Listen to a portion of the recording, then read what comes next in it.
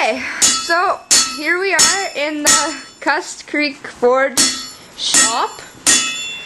Over here we have a heater which supplies heat to the shop, and all the wood that goes in it. Goes through a lot. Then the fan which pushes it around, and two big blocks for possibly the anvil. Right here we have the heater for the anvil so that it doesn't freeze solid and then possibly crack if he goes to hit on it. And then we have the water heater that basically keeps the water from freezing. And speaking of the water, here is the slack tub with a little container in it to pour onto the metal instead of dipping it in.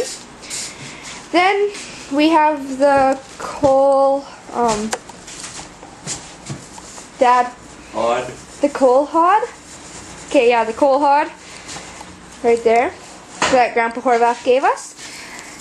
And then the bandsaw, which cuts the bigger metal so that he doesn't, well, makes it easier than forging it. And then there's the forge, which is being in use right now.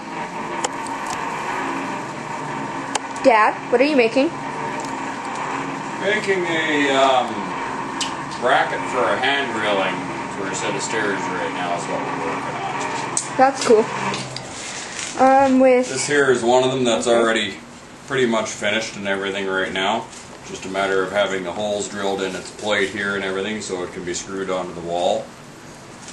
Okay. And with the forge comes handmade tools too. And the chimney. Oh my god, it's him. Okay. Then we have a blower, which my dad bought off of Rick. It's a nice blower. It is. This one was in very nice shape and everything. Hard to find them actually in this good of a condition. And this here is a little adjustable stand that a guy can adjust down for a height around the bandsaw when you're cutting material with it to support it. And you can also raise it up to around the height of the forge bed. If you're having to work on longer stock, it can come across and support it. That way you don't have to worry about trying to hang on to it, and you can move it out of your road when you don't need it. So it's kind of a versatile unit that way. Cool. What about the tin thing? The tin thing is just a baffle plate that gets put in over top of the forge opening when the forge isn't in use and everything. That way it keeps the heat in the shop here and everything. Because otherwise there's a considerable amount of draw on this chimney and everything, so it'll pull out a lot of heat. And when the forge is being used, it just sits up here and seems to help a little bit with drawing the smoke and everything out of the shop. Interesting. It's a bunch of coal we got from Sparwood, BC. That's not even like a third of it.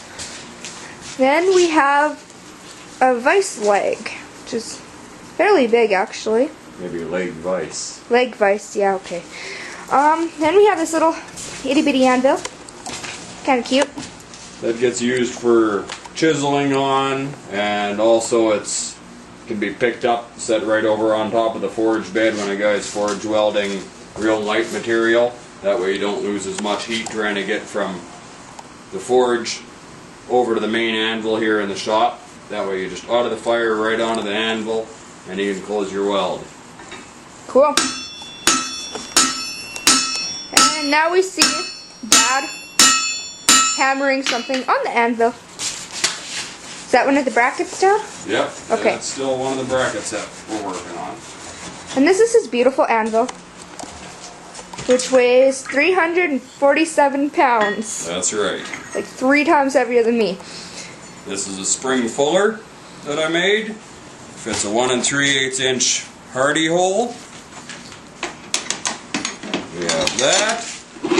We also have hot cut hardy here that I made. That was using a chunk of cultivator shank. Pretty good steel in this stuff. Forged it all out. Works quite well.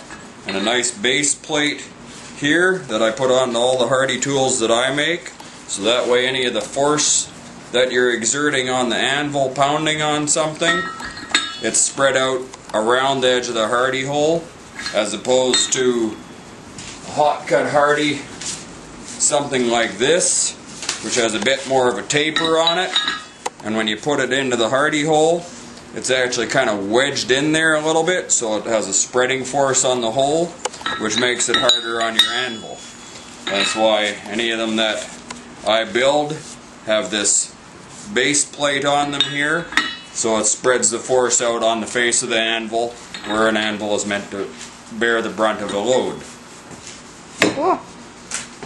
Then there's this hardy tool for shaping light sheet metal and everything. You can use that to make ladles, shovel heads, stuff like that. This little ladle here for ladling on coal was made on this.